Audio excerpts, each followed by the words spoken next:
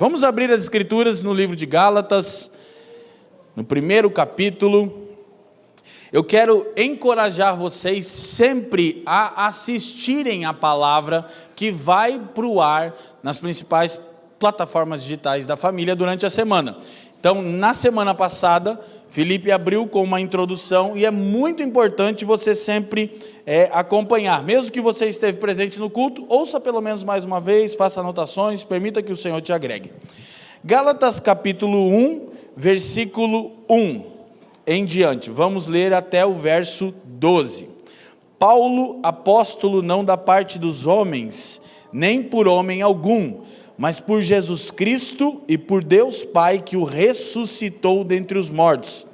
E todos os irmãos que estão comigo às igrejas da Galácia. Graça a vós e paz da parte de Deus Pai e do nosso Senhor Jesus Cristo, o qual se deu a si mesmo por nossos pecados para nos livrar do presente século mau, segundo a vontade de Deus, nosso Pai, ao qual seja dada glória para todos sempre. Amém. Verso 6. Maravilho-me de que tão depressa passasseis daquele que vos chamou a graça de Cristo para outro evangelho, o qual não é outro, mas alguns que vos inquietam ou perturbam e querem transtornar o evangelho de Cristo. Mas ainda que nós mesmos, ou um anjo do céu, vos anuncie outro evangelho, além do que já vos tenho anunciado, seja anátema. Diga comigo, seja anátema. Assim como já vô-lo dissemos, agora de novo também vô-lo digo, se alguém vos anunciar outro evangelho, além do que já recebeste, seja anátema. Por quê? Persuado eu agora a homens ou a Deus? Ou procuro agradar a homens? Porque se estivesse ainda agradando aos homens, não seria servo de Cristo. Verso 11. Mas faço-vos saber, irmãos, que o evangelho que por mim foi anunciado não é segundo os homens, porque não recebi, nem aprendi de homem algum, mas pela revelação de Jesus Cristo. Curva sua cabeça.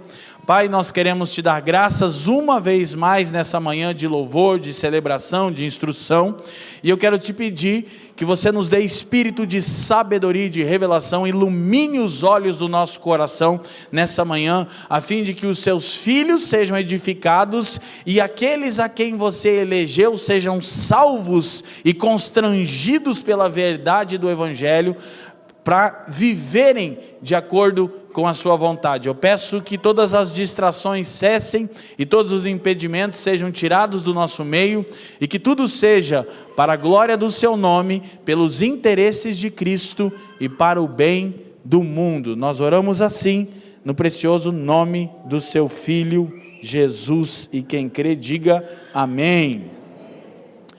Queridos, eu gostaria que você de fato me desse de presente sua atenção, para que a gente possa então observar esses primeiros 12 versículos. É sempre uma tarefa muito desafiadora, pelo simples fato de que comunicar a verdade eterna de Deus e lidar com a eternidade das pessoas é uma responsabilidade muito alta, mas é muito desafiador nós nos aprofundarmos em tudo que as Escrituras nos compartilham, numa exposição de 50 minutos, então são 12 versículos que eu vou realmente tentar observar com vocês o que considero mais importante, mas queremos que durante a série, que deve durar aí 2 meses e meio a 3 meses, você esteja refletindo na carta aos Gálatas. Como é uma carta de 6 capítulos, eu recomendo que você leia ela pelo menos 3 vezes por semana. Na verdade, você lê numa sentada, assim, 30 minutos, se você lê devagar, você lê em 30 minutos, se você lê rápido, você lê em 10. Tem gente que faz aquela leitura dinâmica, né? Eu leio devagar, então eu levo 30 minutos para ler, para que você esteja se enchendo dessas verdades aqui, tá bom? Se necessário for, as mamães, a gente tem um berçário lá embaixo, vocês fiquem à vontade, esse espaço é para o conforto de vocês também. Gente, então na semana passada, Felipe Bartoszewski expôs uma introdução da carta, algumas coisas eu quero relembrar.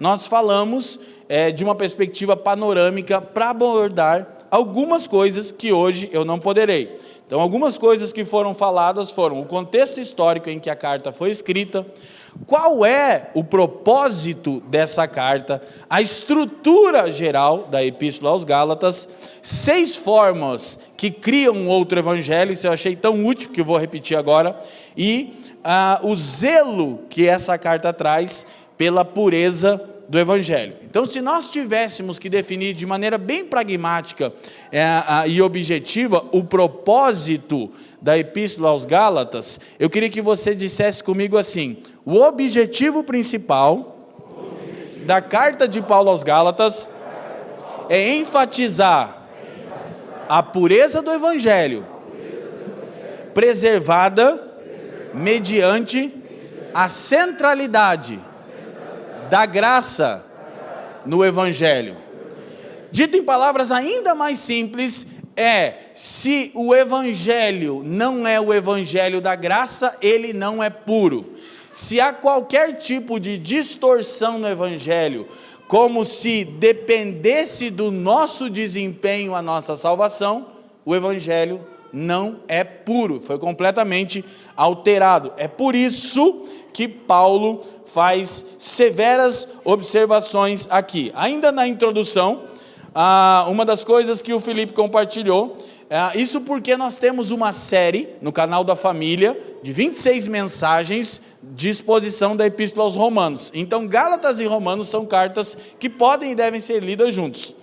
Gálatas e Romanos são cartas complementares, contudo, enquanto o objetivo de Romanos era tratar de como a centralidade do evangelho é crucial para a vida de uma igreja local, em Gálatas, Paulo é enfático em afirmar o quanto a centralidade da graça é essencial para a saúde do evangelho. De sorte que em Romanos, o foco está em um povo centrado no evangelho, e em Gálatas, um evangelho centrado na graça. Amém? Eu achei isso tão maravilhoso. Vamos celebrar os irmãos que estão entre nós, né? Dentre tantos comentários, a contribuição do Felipe é sempre muito útil. Então isso é muito bom. Para não ficarmos assim, soltos no entendimento, não estamos, novamente você tem livros que podem te ajudar e as escrituras, mas o que é o evangelho? Diga comigo, o evangelho é a boa notícia de que Deus, por meio da obra do seu Filho, está redimindo um povo para si, e juntamente com a redenção desse povo, irá trazer, nos tempos vindouros, restauração sobre toda a ordem criada, conforme seu plano original. Então é um resumo pragmático do que é o evangelho, a boa nova de que em Cristo Deus está redimindo um povo para si e anunciando que chegará o tempo em que todas as coisas no universo serão restauradas conforme criadas por Deus em seu plano original. Isso é o evangelho. Basicamente, James Smith diz que o evangelho é a realidade da graça por todos os lados, ou seja, tudo é graça, tudo é dádiva, não tem nenhum tipo de mérito ou desempenho humano.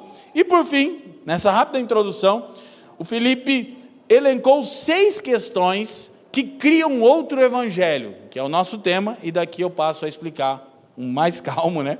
E um pouquinho melhor, mas eu quero que possamos projetar isso, pois eu achei muito útil. Então, 6 questões, 6 formas de criar um outro evangelho. Por quê?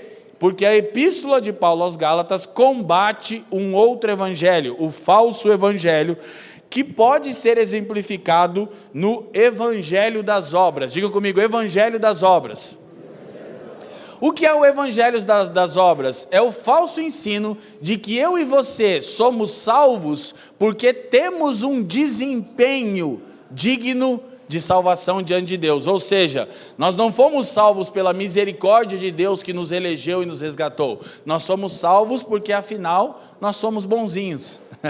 E há muito muitos, infelizmente, cristãos nos nossos dias que acreditam que a salvação deles depende do desempenho deles, de maneira que quando você está andando certinho, Deus está feliz e você está a caminho do céu. Quando você erra, Deus está com ódio e você faz meia volta a caminho do inferno. Esse é o falso evangelho, é o evangelho das obras.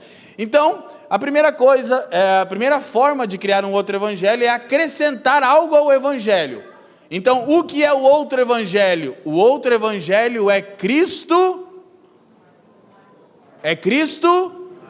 Vamos todos juntos, digam, o outro evangelho é Cristo e mais alguma coisa.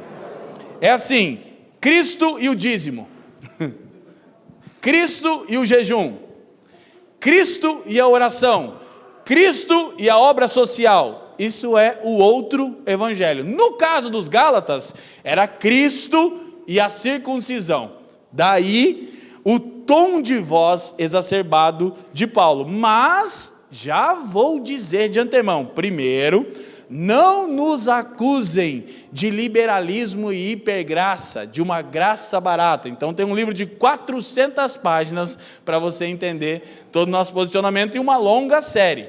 Eu vou me policiar, porque a gente tem tanto temor de ser mal compreendido, que os irmãos pensem que a gente prega o evangelho do pode tudo também.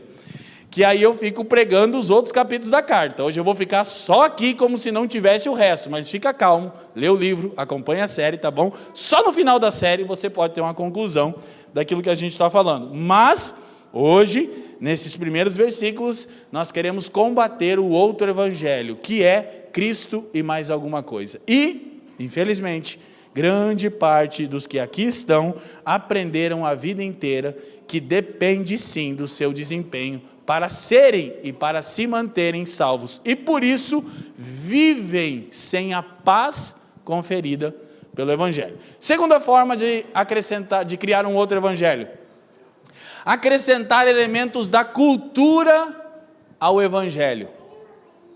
Então isso é muito comum nos nossos dias, é muito pertinente. Nós vamos pegando práticas que já estão na consciência coletiva de um povo e vamos acrescentando aquilo ao evangelho. Então, é impossível acrescentar ou remover qualquer fragmento ao evangelho sem que percamos todo o evangelho, ok? Terceira, assimetria em relação aos elementos que compõem o evangelho. Esse aqui é um erro muito comum. Você sabe o que é assimetria? Por exemplo, as pessoas colocam em conflito a graça e o reino.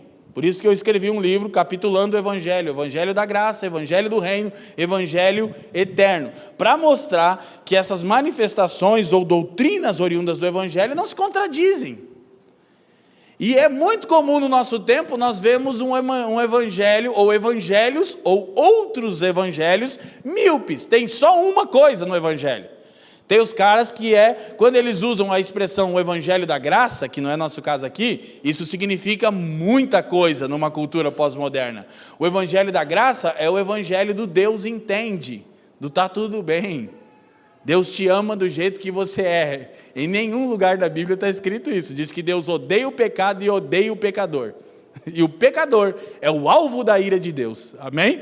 Mas a gente leva tanto a graça que é como se Deus não tivesse o atributo do juízo, da justiça, da santidade. E na verdade, essa assimetria revela uma assimetria na compreensão do caráter de Deus, como se Deus fosse mais bonzinho do que justo. Mas existe também o outro extremo. Eu sempre disse, e digo aqui no meu livro, que nós não podemos adaptar a mensagem. Paulo diz em Romanos 1:1 que o evangelho é de Deus. Ou seja, não temos autonomia para adaptar a mensagem, seja para torná-la mais atraente e menos ofensiva, ou mais ofensiva e menos atraente. Então há assimetria nisso. Alguns de nós vivem e aprenderam e proclamam um evangelho onde você adapta ele para que ele fique mais atraente e menos ofensivo. E do outro lado, nós temos o problema do legalismo, que é basicamente o problema que Paulo trata em Gálatas. Um evangelho que só é ofensivo e que não tem atração nenhuma. Por isso, o evangelho é Cristo crucificado. Qual é a atração do evangelho? Cristo. Qual é a ofensa do evangelho? A cruz. Então o evangelho tem a dose, a medida ideal de atração e de ofensa. Amém, gente? Próximo. Outra forma de criar um outro evangelho é exaltar um elemento resultante do evangelho no lugar do próprio evangelho. O que significa isso? O resultado. Por exemplo, santidade é um fruto do evangelho. E há muitos lugares que a gente fala mais de santidade do que do evangelho. Mas o evangelho não é santidade. Inclusive, a W. Tozer disse que santidade não é o caminho para Cristo. Cristo é o caminho para a santidade. É o contrário. Santidade não é algo que eu faço e me esforço para me achegar a Cristo. Santidade é algo que Cristo opera em mim pelo Espírito, porque Ele se achegou a mim.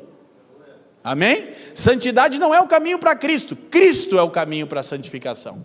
Então, precisamos cuidar de não exaltar elementos que resultam do evangelho no lugar do evangelho. Por exemplo, tem muita gente na nossa igreja, olha o resultado, mas tem evangelho? Porque a gente sempre diz aqui, né, que assim, reunir gente até o Luan Santana consegue. As pessoas hoje me dizem, tem bastante gente. Tem bastante gente no show da Anitta. Entendeu? Então, se gente significa evangelho. Próximo, para a gente avançar. Diminuir o evangelho de modo que ele caiba dentro de alguma ideologia sociopolítica. Isso aqui foi até injusto do Felipe, que eu leio isso aqui, me dá uma vontade de tomar um outro rumo, vocês não fazem ideia, vocês não imaginam, né? Que isso aqui é muito dentro do que a gente está vivendo. A gente está suprimindo o evangelho para ele caber em filosofias humanas e em ideologias políticas. Então isso cria um outro evangelho. Por exemplo, no Brasil, há agora o pecado gravíssimo de considerar conservadorismo evangelho.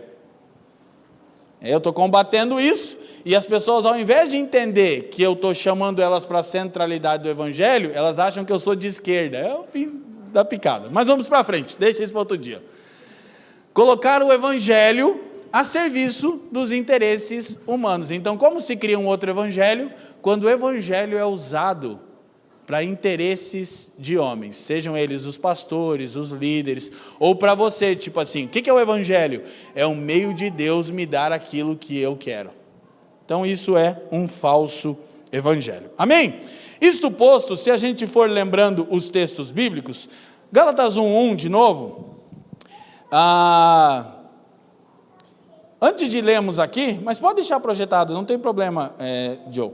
Talvez o que mais chame a atenção na abertura da carta de Paulo aos Gálatas é o tom de voz e o estado de espírito de Paulo. Ele está em choque. Então nós precisamos entender que há um tom de voz, inclusive Paulo vai usar exatamente essa expressão. Olha lá, vamos em Gálatas 4:20, só para dar um pulo lá na frente. Eu já entrar na área de outro irmão, que é expor esse texto. 4:20, Paulo diz, pudera eu estar presente agora convosco e falar-vos em outro tom de voz, porque me vejo. Então você precisa entender que Gálatas, olha lá, Gálatas 1:1, de novo, é mais ou menos assim, Paulo, apóstolo de Cristo,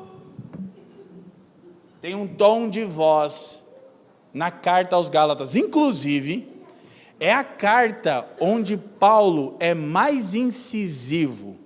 Gente, o Paulo parece o Sylvester Stallone, assim, o Rambo matando o exército do inimigo, que o cara não para e não acaba nunca a munição dele, e quando assim caiu no chão, ele dá na cara, sabe? Na cara não, na cara sim. Você lembra? Lembrou, né? Cara não, para não estragar o velório. Bum! De quem? Dos falsos mestres. Quem eram os falsos mestres? Os que estavam ensinando outro evangelho. O que é o outro evangelho? Cristo e mais alguma coisa. Então nós precisamos ter em mente o porquê Paulo tem esse tom de voz, o seu estado de espírito é de perplexidade, de maneira que há várias coisas incomuns nessa epístola. Ela não é uma epístola como todas as outras epístolas que Paulo escreveu. Algumas coisas que nós observamos, projeta para nós, lá Joe, que são incomuns nessa epístola. Não há ação de graças por seus destinatários. Toda epístola de Paulo em algum momento diz assim: eu dou graças a Deus por vocês, Efésios, Coríntios, Tessalonicenses, Colossenses. Pelos Gálatas ele não dá graças a Deus. É curioso que você vai ver exortações, de novo, como as que são encontradas nas duas cartas de Paulo aos Coríntios, que, cara, é grave, é tão grave as exortações, que tem uma ocasião em que Paulo manda entregar um irmão para Satanás. Você lembra disso? Ele diz: entrega logo para o capeta esse desgraçado, para que o inferno consuma ele. Só que ainda assim Paulo agradece a Deus pela fé dos coríntios, elogia eles. Com os Gálatas, em nenhum momento ele agradece a Deus. Assim, eu penso que ele tinha gratidão a Deus pelos Gálatas, mas é que era tão urgente, o teor de Paulo é de tanta perplexidade, que você não vai encontrar ação de graças por seus destinatários. Então Paulo também tinha o costume de cantar um hino de louvor no começo das cartas. A gente já falou isso aqui várias vezes. Por exemplo, a epístola aos Efésios tem um hino de louvor que vai do versículo 3 ao 14. 11 versículos na saudação de Paulo aos Efésios é louvor. Gálatas é um só. É uma coisa assim, tramontina. Segunda coisa em comum: não há elogios ao procedimento dos Gálatas em lugar algum. Sabe, quem aqui é pai e mãe? Levanta a mão. Então Paulo era um bom pai, é aquele cara assim que bate e... O que pai e mãe fazem, gente? Fala real. Quando você vê, tipo, você vai corrigir seu filho, aí você dá aquela exortada no peão, na varoa, no Adãozinho e na Evinha, já sabe, né? Seu filho não é crente, ele é desviado, não caia nesse engano, tá bom? Está num processo de conversão. Isso é se você estiver discipulando ele, senão nem no processo ele está, desviadaço, tá? Nasceu no pecado, não é anjo até 7 anos não, é capeta mesmo. Fica tranquilo, que a Fran não está aqui, eu vou aproveitar que no segundo culto eu não vou poder falar. Então é o seguinte, não tem esse papo, a gente já viu que isso é heresia pelagiana. Então, nós precisamos entender isso. Paulo está repreendendo, mas aí, quando Paulo está repreendendo os irmãos tão duro, como é aos Coríntios, ele manda: olha, entrega para o capeta. Aí ele escreve uma segunda carta e diz: ô gente, mas se vocês também querem perdoar o irmão, eu também perdoo. Tá, vamos trazer, tira ele do Satanás lá. Mas aos Gálatas, Paulo não faz isso. Ele não elogia em lugar nenhum a conduta deles, é só paulada, é o Paulo paulada, é só pancada. E a terceira coisa em comum, seu tom de voz. Esse aqui é maravilhoso para mim pregar, porque eu só grito, né, Fafa? Meu sonho era ser igual o Fafa, o pastor Leandro, viu? Sou pentecostal, né, irmão? Seu tom de voz é incisivo por toda a epístola. Gente, é maravilhoso nós entendermos isso. Olha só, 1,6, não precisa abrir agora que a gente vai passar lá. Paulo vai dizer: eu estou em choque. Agora 3,1, eu quero que vocês vejam o que Paulo disse. Isso aqui é muito confrontador. 3,1 de Gálatas, 4,20 a gente já leu. Ó Gálatas, o termo original é idiotas. É muito pesado. Paulo está dizendo: seus idiotas, quem vos fascinou, quem enredou, quem enfeitiçou vocês? Cara, é muito sério. Aí 4,20, que a gente já leu, não precisa de tom de voz, mas 6,11 agora, 1,6, 3,1, 4,20, 6,11. Olha o que ele diz em 6,11, outra coisa em comum: vede com que letras grandes vos escrevi de meu próprio... Não era comum Paulo escrever, Paulo ditava as cartas oralmente, e os seus companheiros escreviam. Gálatas ele escreve. Eu já disse isso aqui várias vezes, né? Imagina Paulo escrevendo assim, ó, vede com grandes letras, os escrevo de meu próprio punho. Se você não entender o tom de voz da epístola, você não entende a seriedade do que Paulo está tratando. Agora a pergunta é: por quê? Por que essa carta é tão incomum? Porque o que Paulo está tratando, próxima menção, Joe, é uma sentença básica. Abrir mão da teologia do Evangelho é rejeitar o Cristo do Evangelho. Por que Paulo está tão perplexo? Por que Paulo é tão incisivo? Por que Paulo é tão incomum? Porque abandonar a teologia, a doutrina do Evangelho é rejeitar o Cristo do Evangelho. Então, é como eu costumo dizer, nós criamos um outro Evangelho, um Cristo genérico e uma cruz ortopédica. O Cristo genérico é mais barato, mas faz o mesmo efeito. E a cruz é ortopédica, é na medida que você aguenta. Tipo, a Escritura diz que agradou a Deus moer o seu filho, mas para nós a gente pensa que não, Deus vai me dar uma cruz de isopor. Quem está me entendendo? Então nós precisamos ter isso em mente. Aí Paulo então passa a falar diretamente com eles, como nós vimos, versículo 1, Paulo apóstolo, não da parte dos homens, nem por intermédio de homem algum, mas por Jesus Cristo e por Deus Pai, que o ressuscitou dentre os mortos. Então um dos temas centrais da carta é a defesa da pureza do Evangelho e a legitimidade do seu apostolado. Paulo está defendendo o Evangelho e o seu apostolado, ok? Então isso que ele está tratando, porque ele estava sendo acusado pelos falsos mestres de não ser um apóstolo. Gente, o Paulo fica tão insensato aqui nos Gálatas, e ele diz isso, ele diz aos Coríntios, que ele, para provar que ele não recebeu esse comissionamento de apóstolo nenhum, no capítulo 2 ele vai dizer, eu nem conhecia os apóstolos, quando eu subi ter com eles em Jerusalém, já fazia 3 anos, e sabe o que Paulo diz? Os caras que andaram com Jesus, ele diz assim, eles não me acrescentaram nada. Aí você diz, cara era brincadeira, né, mano? Nada. Ele foi ter comunhão, ele ficou 15 dias em Jerusalém, ele não receberia toda a revelação do Evangelho em 15 dias. Ele disse, eu fui só ter comunhão com Pedro, Tiago e João, que eram as colunas da igreja. Aí ele diz, mas assim, Deus também não aceita aparência não. Cara, parece até que ele está criticando os irmãos. Não, ele está dizendo, não, meu apostolado não é humano. Eu não sou um apóstolo da parte dos homens, nem ordenado por homem algum. E os apóstolos, de fato, todos eles, não eram apóstolos da parte dos homens, nem por intermédio de homem algum. Todos foram comissionados pelo próprio Cristo. Ouça, é por isso que não existem mais apóstolos. Porque os apóstolos foram comissionados por Cristo. Nós somos pastores, evangelistas e mestres. Escute isso. Preste atenção. Efésios 4:11, o próprio Paulo diz que Cristo deu à igreja homens dons para a sua edificação.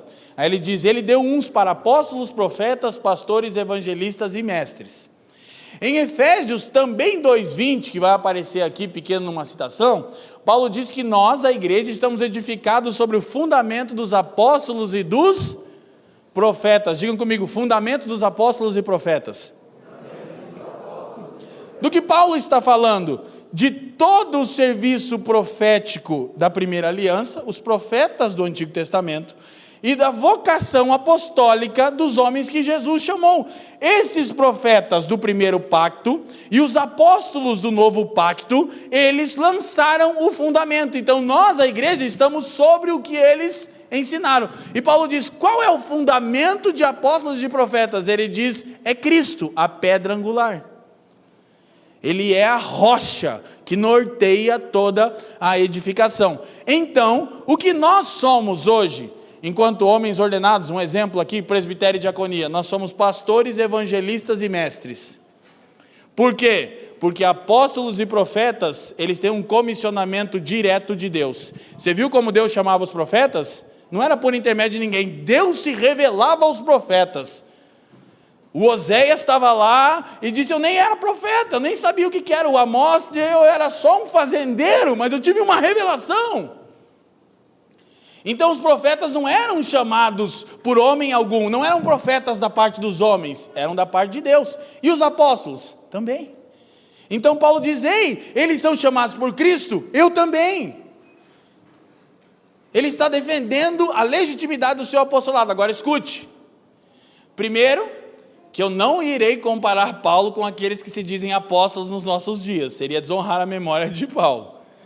Mas o pior é que quando esses que equivocadamente se dizem apóstolos, o pior é quando eles reivindicam honra. E Paulo está defendendo o seu apostolado não porque quer honra, pela pureza da mensagem. Joe, olha o que Paulo diz. Olha, por que Paulo defendia seu apostolado? Porque o evangelho que ele pregava estava em jogo. Se Paulo não fosse apóstolo de Jesus Cristo, comissionado diretamente por Jesus, então as pessoas poderiam rejeitar o seu evangelho. E de fato, o fariam. Sabe o que eles estavam dizendo? Esse evangelho não é de Cristo. Paulo não é um apóstolo. E Paulo diz: eu sou um apóstolo sim. Mas não é o título que está em questão. É a mensagem. Por quê? Aí, por isso ele defendia a sua autoridade apostólica, para defender sua mensagem. Não era a respeito da posição dele, era a respeito da mensagem dele. Ele diz: sim, Cristo apareceu a mim. Tanto que Gálatas 1 e 2 é uma das maiores biografias de Paulo. Ele fala: tá bom, então vou contar para vocês como é que aconteceu. Eu estava assim, respirando ódio, tive uma visão, depois eu fui para a Arábia, fiquei anos lá, e depois só eu fui a Jerusalém ver o Pedro, o Tiago, os colunas, não me acrescentaram coisa nenhuma, Deus não está nem aí para a aparência. Ele está defendendo não a posição dele, a pureza da mensagem que ele carregava. Por quê? Porque um apóstolo é alguém que fala com a autoridade daquele que o comissionou. Não temos liberdade para discordar dos apóstolos. Eles não falavam de si mesmos. Por isso que não pode ter apóstolos hoje. Que apóstolo fala em nome daquele que o comissionou. Então, ouça só. Profetas são chamados diretamente por Deus. Apóstolos são chamados diretamente por Deus. O que temos hoje? Pastores, evangelistas e mestres. O que fazem os evangelistas? Eles ecoam a mensagem dos profetas e dos apóstolos. O que fazem os pastores? Eles nutrem as pessoas com a mensagem dos profetas e dos apóstolos. O que fazem os mestres? Eles ensinam a mensagem dos profetas e dos apóstolos. E qual era a mensagem? Cristo é o Filho do Deus vivo. Você já percebeu que hoje tem uma briga, ninguém mais quer ser pastor, todo mundo quer ser apóstolo, profeta. Eu quero ser profeta na tua vida. E o que bomba? Entendeu? Eu achei, a gente sempre fala aquelas piadinhas toscas, né? No dia 31 eu postei no meu Twitter, uma palavra profética para 2022, leia a Bíblia. É uma palavra de Deus para você, meu. Então, olha só. Próximo, para a gente ir avançando. Os apóstolos não tiveram sucessores. A igreja apostólica hoje, na medida em que segue a doutrina dos apóstolos. Isso é sermos apostólicos, é andarmos a doutrina dos apóstolos. Laboram em erro aqueles que atribuem a si mesmos esse ofício ou aceitam da igreja essa posição. Paulo não se autodenominou apóstolo, nem foi constituído apóstolo pela igreja. Hernandes Dias Lopes. Então nós precisamos entender que apóstolo era alguém que falava em nome do Cristo porque foi comissionado por ele. E o que Paulo está defendendo não é um título, é a verdade que o seu apostolado é legítimo, portanto sua mensagem também é. E aí, ninguém tem autoridade para rejeitar o que um apóstolo ensina. De fato é assim, né? Nas igrejas que tem apóstolo. Já perceberam? Eu sou o apóstolo. Meu Deus. E Paulo vai falar ele traz algumas negativas aqui nesse texto. Ele diz que ele não é apóstolo pela aprovação dos homens, ou seja, não aconteceu uma votação e, achamos que esse irmão pode ser um apóstolo. Ele não é não pela aprovação dos homens e não para agradar os homens. Então, sua mensagem não é humana, é divina. Sua vocação não é humana, é divina. Essa vocação não é uma aprovação dada pelos homens, é um chamado divino. Ele não está interessado em agradar os homens, ele está interessado em agradar aquele que o chamou. Quem está entendendo, diga assim. Então, tudo que nós fazemos hoje, evangelistas ecoam a mensagem dos apóstolos e profetas. Mestres ensinam a mensagem dos apóstolos e profetas. Pastores nutrem a igreja com a mensagem dos apóstolos e dos profetas. E qual é a mensagem? Cristo Jesus é o Filho do Deus vivo. Amém? Então ele segue verso 2 e 3 e diz: todos os irmãos, meus companheiros, das igrejas da Galácia, graça a vós outros e paz da parte de Deus, nosso Pai, e do nosso Senhor Jesus Cristo. Preste atenção que Paulo não tem constrangimento algum de dizer o seguinte: eu sou um apóstolo, o resto é irmão. Vê que ele diz Paulo apóstolo e os irmãos. Estamos aqui com os irmãos. Ele não está desmerecendo seus companheiros, ele diz meus companheiros, meus auxiliares, mas apóstolo sou só eu. De novo, não é porque ele estava se exaltando sobre os irmãos, ele estava dizendo: eu não escolhi, eu recebi uma revelação e vocês são obrigados a sujeitar a mensagem, não a mim. Escute, essa é a veracidade de qualquer ministério. Quando nós não estamos requerendo que as pessoas nos obedeçam, nós estamos rogando às pessoas que obedeçam às Escrituras.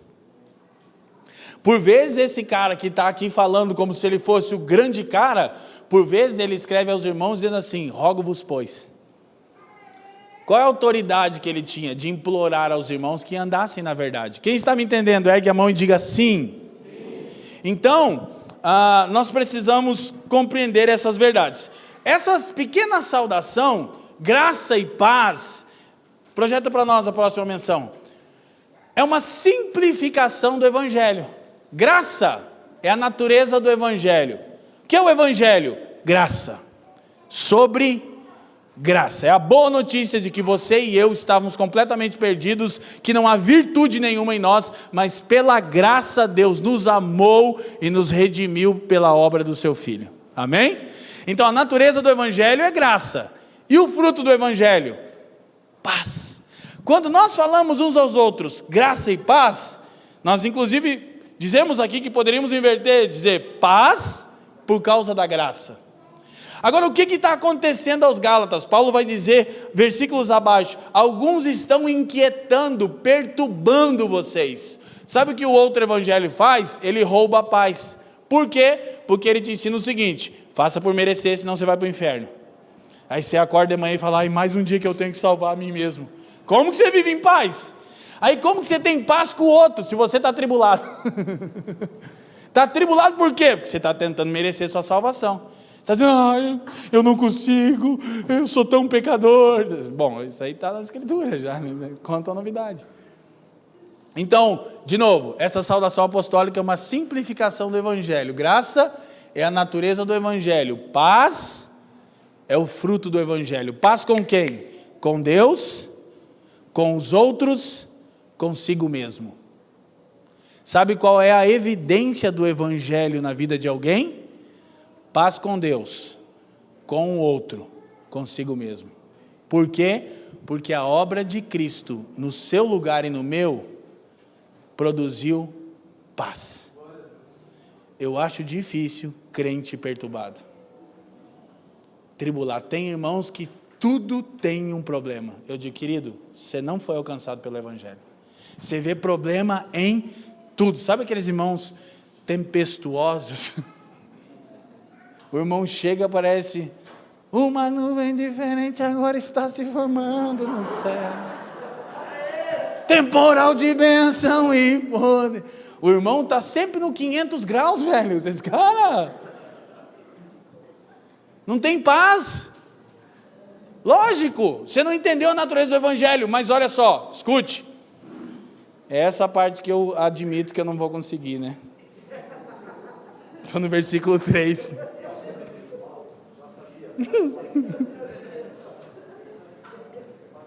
Muito tempo sem pregar. Eu não estou contando piada, né, irmãos? Fale, por favor. Estou pregando certinho aqui.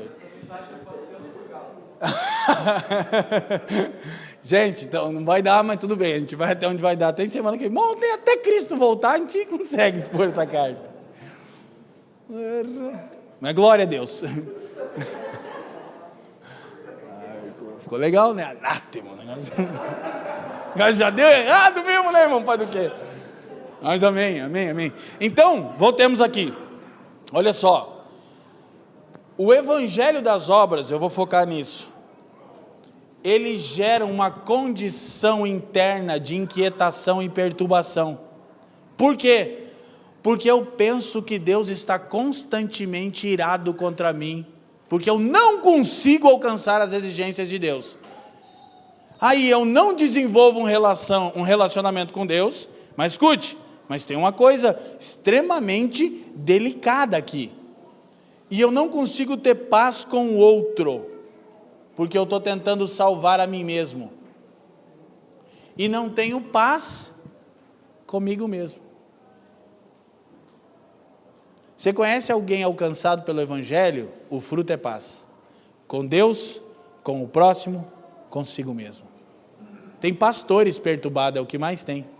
Está constantemente perturbado. É um Satanás que está em você, não é o Espírito Santo. Amém? Glória a Deus. Então, deixa eu ir para o próximo versículo 4 e 5 e a gente encerra aqui, tá bom? Então, olha só. O qual se deu a si mesmo por nossos pecados para nos livrar do presente século mau, ou para nos desarraigar deste mundo perverso, segundo a vontade de Deus e Pai. 5. A quem seja a glória pelos séculos dos séculos. Amém. Na verdade era até aqui mesmo, que a saudação de Paulo é até aqui, a gente que tentou estender mais. Então, Paulo já fala a respeito de 3 coisas importantes. Primeiro ele diz, Cristo entregou a si mesmo pelos nossos pecados.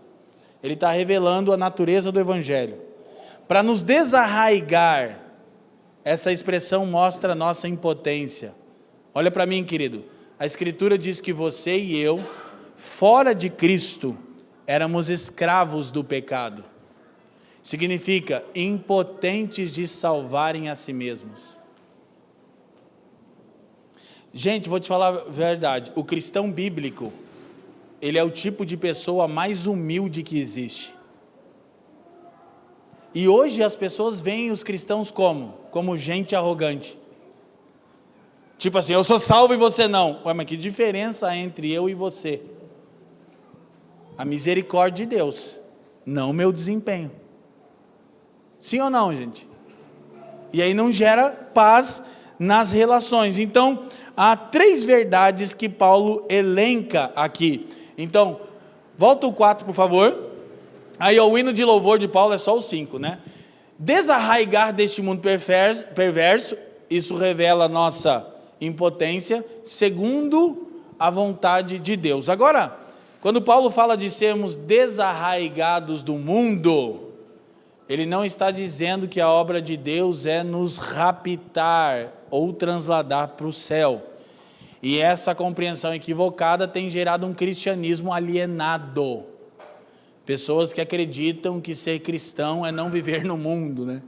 Nós queremos sair do mundo. Não, o termo grego aqui para mundo é aion, significa era presente. Paulo está falando que Deus em Cristo nos desarraigou, a palavra é libertou do sistema perverso. Ou seja, não vivemos mais escravizados pelo sistema perverso dessa era e não nos comportamos de acordo com essa era. Os valores que nos guiam não são os mesmos, ou ao menos não deveriam ser. Quem está me entendendo, diga assim. Então, primeiro, o que aprendemos aqui? Cristo se entregou a si mesmo. Não, tinha um outro antes. Tem aí, Joe? Vê lá para a gente encerrar. Não. Vai lá, volta, vai dar tudo certo. Viu, gente? Aí o Joe tinha que dar a dele hoje, né? Não podia ser diferente. É para ter A, B e C aí, Joe, natureza do sacrifício. Senão eu falo aqui. Não tem? 3 verdades a gente viu ali, tá bom? A projeção ajuda mais a fixar, enquanto ele acha. Primeiro, a natureza do sacrifício de Cristo é substitutiva. Essa é uma verdade importante do Evangelho. Ou seja, a morte de Cristo substitui a exigência que Deus tinha para conosco. Por isso que Paulo está combatendo o outro evangelho que diz, olha, Cristo morreu, mas agora você precisa fazer a sua parte. Escute, vou dizer de novo, a gente vai continuar mostrando a doutrina da santificação. O que nós precisamos entender é que sim, há exigências no evangelho, mas o que o evangelho exige, ele primeiro doa. Ou seja, a nova natureza que nós recebemos nos capacita a dar o fruto que o evangelho exige. A natureza do sacrifício de Cristo é substitutiva. Ele nos substitui. Então nós somos justificados em Cristo Jesus. Somos chamados de justo, não pelo nosso desempenho, pela obra de Cristo. B, o propósito do sacrifício de Cristo é redentivo. O que é redenção? É libertação de alguém por meio do pagamento da fiança. Então, de novo, estávamos escravizados, não há capacidade em nós, mas Cristo nos redimiu. E terceiro, para fecharmos, a origem do sacrifício, a vontade de Deus. Essa talvez é a coisa mais bela que Paulo vai dizer, para que a gente possa finalizar aqui. Ouça, de novo versículo 4, Joe, por favor, isso é muito importante.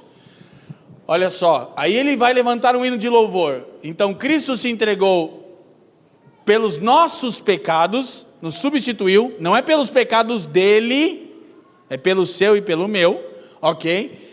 Para nos desarraigar desse sistema perverso, para que sejamos transformados e livres da escravidão desse tempo, de gente que vive só por dinheiro e felicidade afetiva, gente epidérmica que só vive pelo que sente, não tem valores. Eu estou sentindo isso, eu faço o que eu estou sentindo.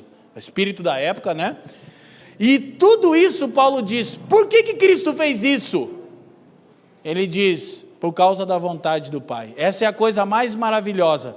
Por que você e eu, que cremos, somos salvos? Porque Deus quis. Ponto final. Não é porque merecíamos, não é porque não éramos tão ruins assim, é porque Deus desejou. Então ele diz, e por quê? Por causa da vontade de Deus. Aí ele levanta o hino de louvor, que aqui em Gálatas é um só versículo e passa as exortações. A quem seja a glória pelos séculos dos séculos. Amém. Por que a glória é a Cristo Jesus? Porque a obra inteira é de Cristo Jesus. Amém? Então, semana que vem a gente parte bem do ponto onde nós vamos observar a perplexidade de Paulo. Mas eu quero concluir enfatizando isso. A natureza do sacrifício de Cristo é substitutiva. Ele fez, escuta, o que você e eu não podíamos fazer. Todas as vezes que você disser, mas Leandro, eu não consigo, eu já sei, e eu também não. Mas se nos rendermos a Cristo, Ele em nós faz. Amém?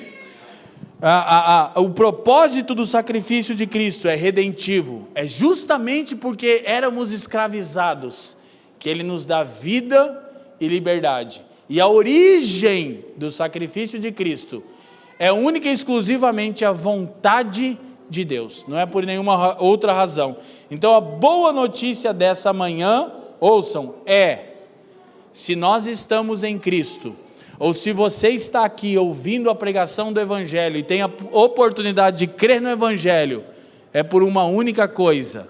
Qual? Deus desejou que assim fosse. Amém? E se Deus quis você e quis a mim, ninguém pode nos arrebatar de suas mãos. Aí está a segurança da salvação. Porque não fomos salvos pela nossa vontade, mas pela vontade de Deus.